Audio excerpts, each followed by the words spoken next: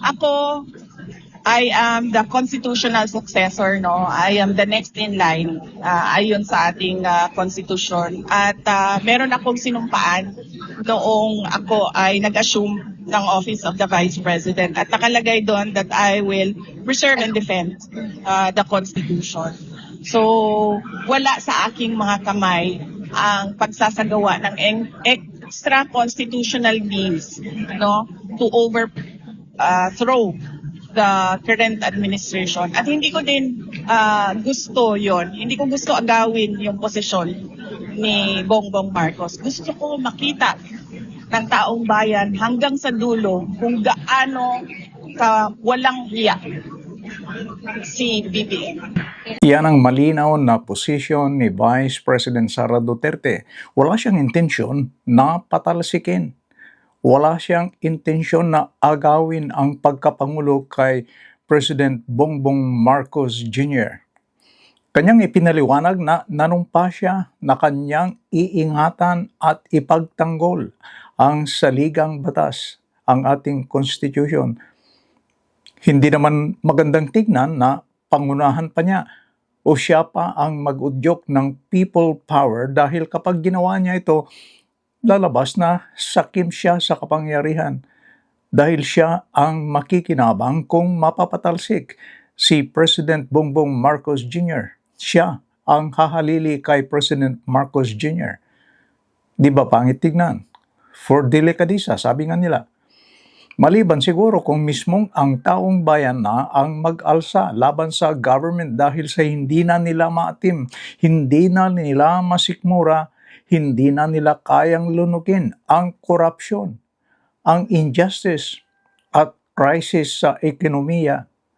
At magkakaisa sila, mga ordinaryong mga mamamayan, mga simbahan, ang mga civil society, pati na rin ang military.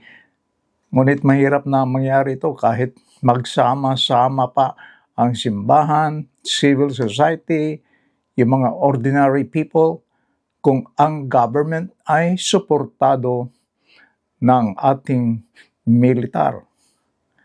Kung i-withdraw nila ang kanilang support, malaking posibilidad na mangyayari ang people power tree. Kaya naman tama ang paliwanag ni VP Sara na wala sa kanyang kamay ang pagsasagawa ng extra constitutional na paraan para mapatalsik si President Bongbong Marcos Jr. Kahit critical pa siya sa Marcos administration, hindi niya gusto na agawin ang posisyon ni President Marcos Jr. Dahil lang nais niyang makita ng ating mga kababayan, ang taong bayan, kung gaano raw kawalang hiya si President Bongbong Marcos Jr. At dahil sa pahayag na ito ni Vice President Sara, marami ang pumuri sa kanya. Ito ay patunay daw na ang kanyang paggalang sa batas ay dapat paniwalaan. Patunay din na wala sa kanyang hangarin na manggulo. Wala siyang intensyon na umagaw ng pwesto sa pamamagitan ng paggamit ng paraan na labag sa ating batas, labag sa ating Constitution.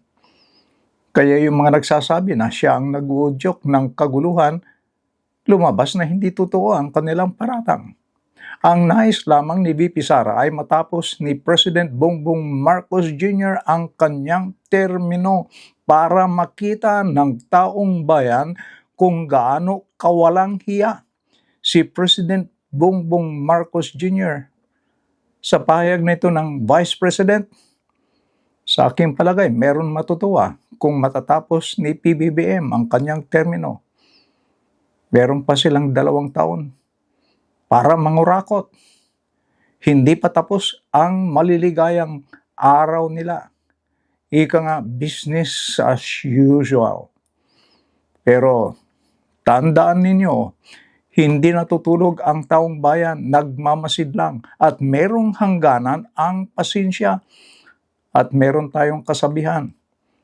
Kung puno na ang salop, dapat nang kaltasin. Mga kaibigan, meron ba kayong pananaw? Meron ba kayong observation? Meron ba kayong opinion sa ating tinalakay? Please leave your comments below. Maraming salamat.